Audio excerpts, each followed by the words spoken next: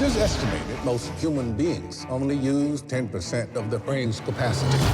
Imagine if we could access 100%. Interesting things begin to happen. Yes? Professor Norman, my name's Lucy. I just read all your research on the human brain.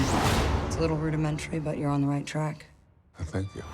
Luke, you must have done a bit of thinking when you were writing and directing the film about what you'd do if you had 100% capacity in your brain. What's the power you'd most like? Oh, 100, I think I will be scared at death. I don't want the 100 for sure.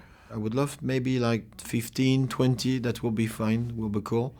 I think the first thing I will do is to put on sleep all the people who are building weapons and the one who are using weapons, so we can enjoy our kids, we can enjoy the nature, we can have fun.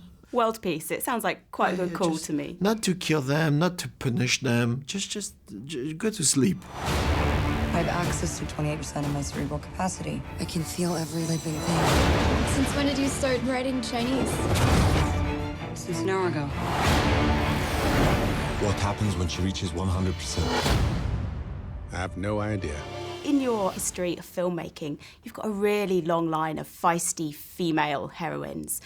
Lilu in Fifth Element, Nikita, Matilda in Leon, and of course now Lucy. Are strong female characters central to your work as a filmmaker and a writer? I try to write good parts for women and good parts for men.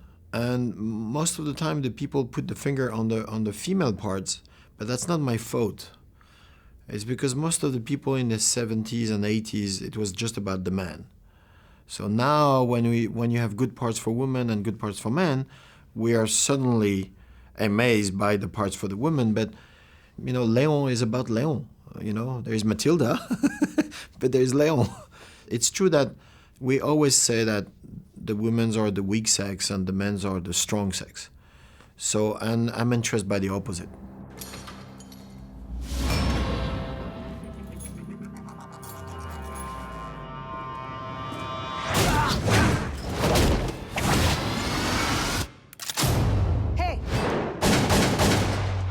English? No. You speak English?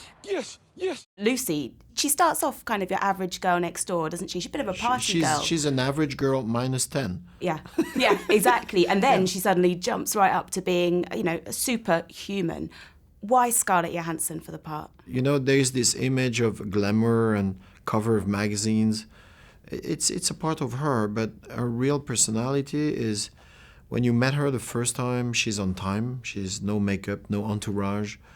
And it's about the subject, about the part, the work. Yes? Professor Norman, my name's Lucy. I just read all your research on the human brain. We need to meet. All of my research? Well, I'm very flattered, young lady, but I find that hard to believe. Morgan Freeman, your other star in the film, who knew he's actually a real-life science buff? Was that the reason that you picked him? I start to talk about the subject, and he say, I'm in. I say, Morgan, read the thing first. And he say, yeah, I will read it, but I'm in. And then he tells me. And he say, you know, I'm working with a group of scientists about the brain and all. And I didn't know. I absorbed a large quantity of synthetic CPH4 that will allow me to use 100% of my cerebral capacity. Right now I'm at 28%. And what she wrote is true. Once the brain reaches 20%, it opens up. You can control your own metabolism? Yes. Also, I can control magnetic and electric waves, television, telephone, radio. That's amazing. I'd like to chat a bit about your filmmaking career. You dropped out of school quite early to make films. Did you always know this is what you wanted to do? No, there is a moment where I knew.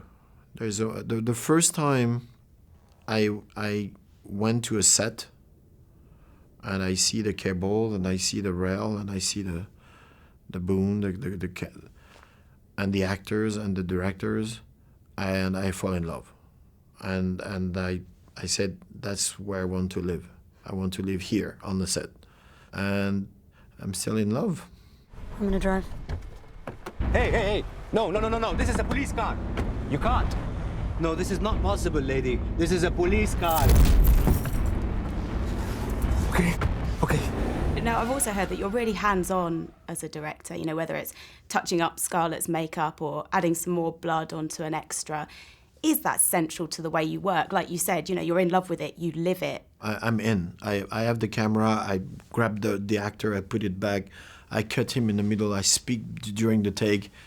I'm part of it. I can't be on the bench with a costume and a tie telling to the players, hurry up, go on left or go on right. I have to be on the field. All this knowledge, you can unlock secrets that go beyond our universe. I'm not even sure that mankind is ready for it. It's like all things that make me human are fading away. Special effects. You broke new ground in The Fifth Element, which you both wrote and directed. Now, in Lucy, there's over 1,000 special effects shots.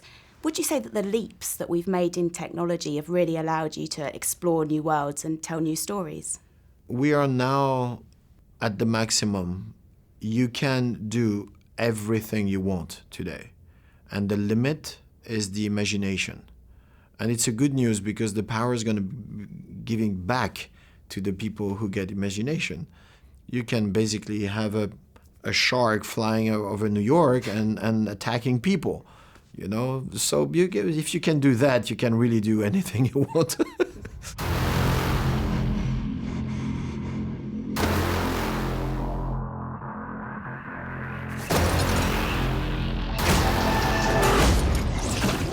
Next year, we've got Taken 3 coming out. Can you give me any clues as to what we can expect? You know, to tease you a little bit, I will say, what is the worst who can happen to this man? That's the film. Thanks very much, Luc. Really welcome. Thank you.